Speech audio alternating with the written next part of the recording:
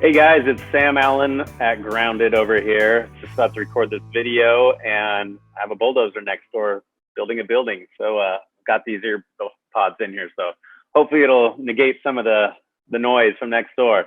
I just wanted to give you the monthly market update. So it's been changing pretty rapidly here. So I'm gonna just go jump in these numbers. I'm doing this on Zoom as a recording. I know you all love Zoom so much right now, but it's what I got and it's what we know. So let me jump in right here with our market update. So this is how I typically bring the numbers to you. I typically look at these charts here and see what's happening with median price and all that good stuff. But these numbers are sort of a lagging indicator in a rapidly evolving market like this. So what I'm gonna do, I'll give you these numbers, but then I'm gonna get into some more current information. So as you can see down here on the bottom, the median price has not changed. It is $400,000 right now, same as last month, which is it's up about 4% year over year. This is kind of what the market's done over the last 20 years. More visual format here. This is a table. If you look at the orange table there, this is the inventory. So in other words, how many months it would take for us to sell every listing on the market right now. Had a slight uptick in inventory. That doesn't mean we had more houses. It means we had less consumption right now. So I think that's what's leading to that little bit of uptick in inventory. So these are the numbers that I really wanted to get into, and these are from Sacramento Appraisal blog, Ryan Lundquist. Follow his blog. He's got great up-to-the-minute information. So what you see here is the pendings in Sacramento. So you can see when we had the quarantine, the state shelter-in-place order, it really fell off the cliff. Pendings have been coming back really aggressively. What pendings tell us, this is homes that go under contract. What this tells us is sort of a level of market activity, of buyer activity, how many homes buyers are purchasing right now. What's not shown in here, you can see my little note there, is that Monday, the 18th, so 2 days after this was published, we had the highest day for pendings in 2020 at 147 daily pendings. So it's a great number, it's something to keep an eye on. I'm not gonna say that we're off to the races again and everything's sunshine and rainbows, because I think there might be a couple more blips coming down the road. New listings, this shows us seller activity. This is, you can see, it sort of follows the same trend as the pending line. We are getting more listings on the market. Sellers are comfortable bringing their homes to market. Realtors are more comfortable listing those homes and marketing those homes in this new sort of shelter-in-place guidelines. And so we'll keep an eye on that number, but it's encouraging to see that start to tick up a little bit as well. I like this because this shows the two numbers overlaid on each other. So this sort of tells us if we're in a buyer's market or a seller's market. The blue line is the number of listings. The orange line is the number of pendings. When the number of pendings exceeds the number of listings, or they're very close, then we're really in a seller's market.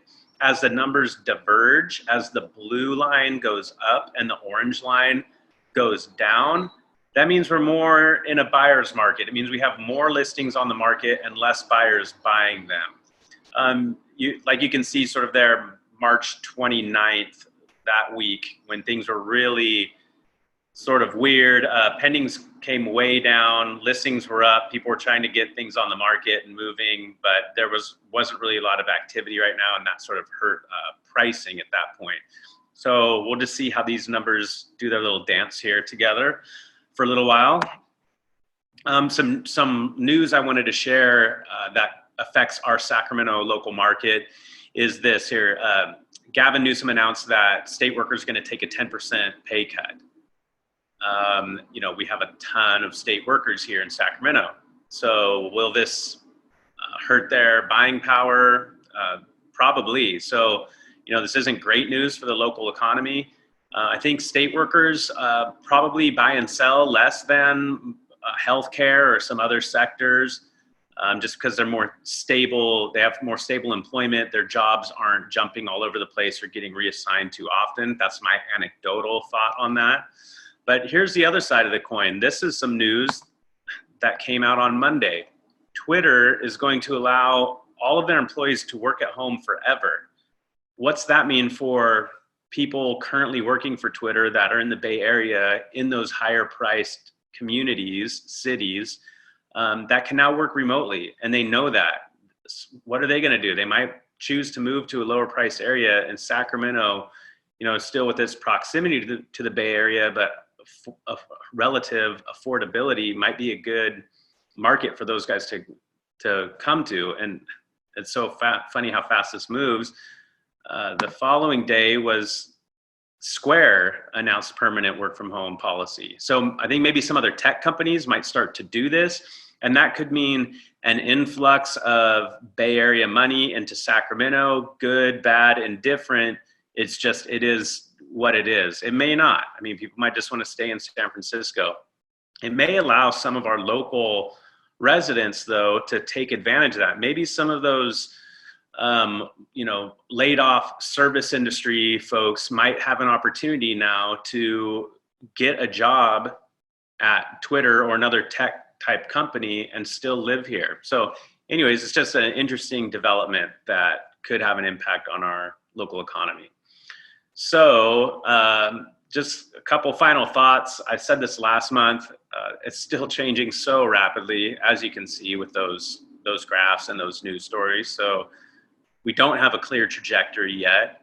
We will see unemployment numbers on May 22nd come out. That might adversely affect all of our markets. So we'll see what that does. Excuse me.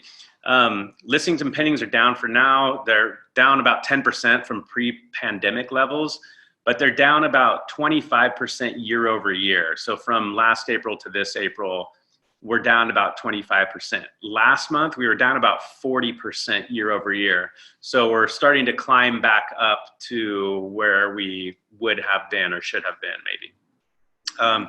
Another surprising fact is that over 50% of all pendings had multiple offers on them in April.